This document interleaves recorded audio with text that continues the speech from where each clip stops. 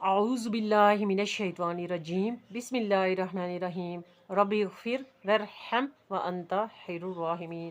آج میں آپ کو بتاؤں گی حضرت ابراہیم علیہ السلام نے کعبہ شریف کی تعمیر کی اور پھر بارگاہ خداوندی میں دعا کی اپنے ان پیاروں کے لیے کہ جن کے لیے انہوں نے کعبہ شریف کی تعمیر کی تھی۔ تو آئیے سنتے ہیں۔ اس کے ثبوت کے لیے آپ علیہ السلام کو ساری مخلوق کا امام بنا دیا گیا۔ آپ علیہ السلام کو حکم ہوا کہ اسی کعبہ شریف کی تعمیر کریں جو حضرت آدم علیہ السلام نے کی تھی۔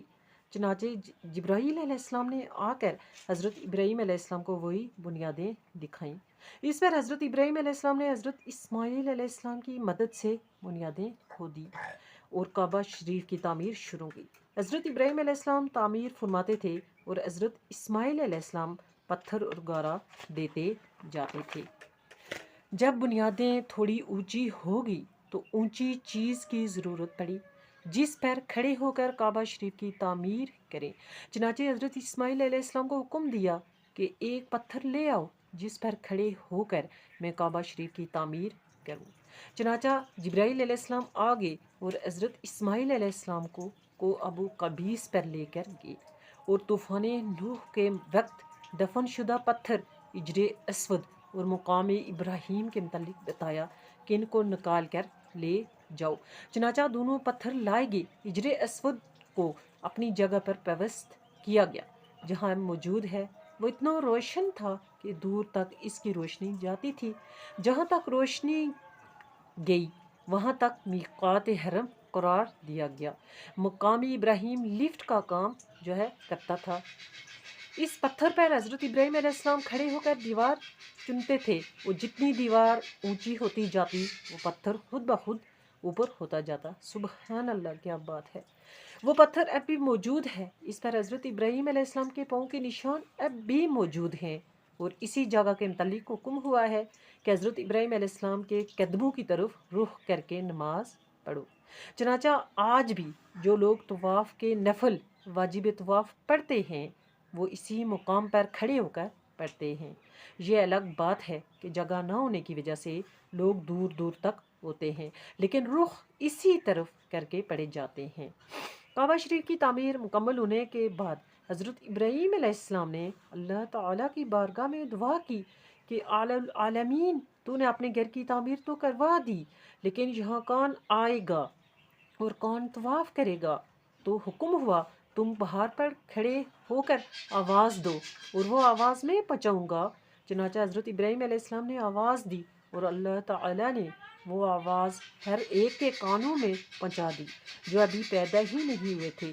جن ارواح نے اس وقت لبیک کہا اتنی بار ان کی قسمت میں حج لکھا گیا اور اگر نہیں کہا تو حج اس کی قسمت میں نہ ہوا۔ یہی وجہ ہے کہ نبی پاک صلی اللہ علیہ وآلہ وسلم کی حدیث پاک ہے کہ جس شخص کو حج کی استطاعت ہوئی اور اس نے حج نہ کیا اور مر گیا، یہ بے شک ہے کہ وہ یہودی مرا ہے یا نصرانی۔ یعنی کہ جس کے پاس حج کی استطاعت ہے اس نے حج نہیں کیا تو اس میں شک ہے کہ وہ یہودی مرا ہے یا نصرانی مرا ہے۔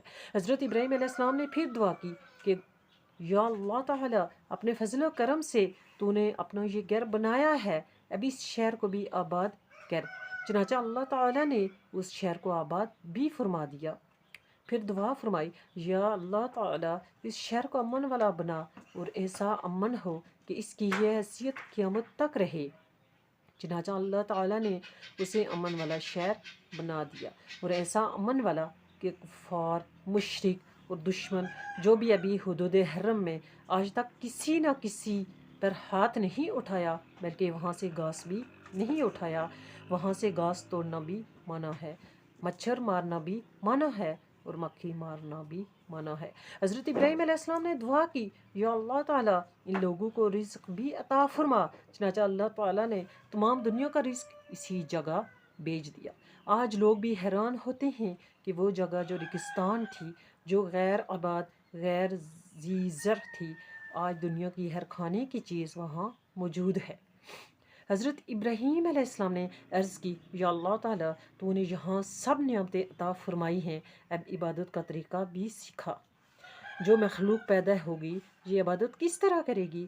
جبرائیل علیہ السلام آئے اور انہوں نے پوری عبادت کا طریقہ، مناسک حج، طواف کا طریقہ، صفا و مروہ کی سعی جو سنت ہے، اور حضرت مائی ہاجرہ علیہ السلام ہی کی قائم کی ہوئی ہے، مینا میں قربانی، عرفات میں توبہ، رات کو واپس مزدلفہ، پھر مینا، پھر مقام اعظم، پھر طواف، گویا حج کے سارے مناسک اور سارے طریقے بھی سکھا دیے۔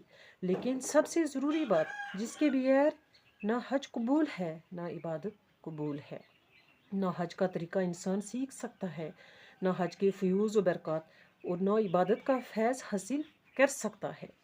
حضرت ابراہیم علیہ السلام کو اس کی ضرورت محسوس ہوئی۔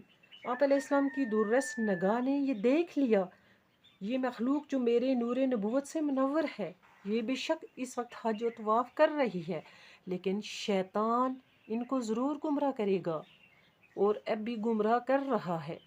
جنہیں نسبت رسولی صلی اللہ علیہ وآلہ وسلم ڈیلی ہوگی، شیطان ان کے دلوں پر قبضہ کر لے گا، اور یہ کہ اے اللہ تعالیٰ ان لوگوں میں انہی میں سے ایسا رسول بھی بھیج جو تیری نشانیاں لوگوں کو دکھائے، تیرے احکام پڑھ کر سنائے، جو ان کو پاک کرے، جو ان کو عقل حکمت عطا فرمائے، اور جو تیرے راستے پر ان کو بلائے۔ اللہ تعالیٰ نے حضرت ابراہیم علیہ السلام کی یہ دعا بھی پوری فرما دی، اور حضور نبی پاک صلی اللہ علیہ وآلہ وسلم کو اس وقت بھیجا جب دنیا اس مقام پر آ گئی تھی جسے حضرت ابراہیم علیہ السلام نے دیکھ لیا تھا کہ ایک وقت ایسا آئے گا کہ یہ بہت گمراہ ہو جائے گی۔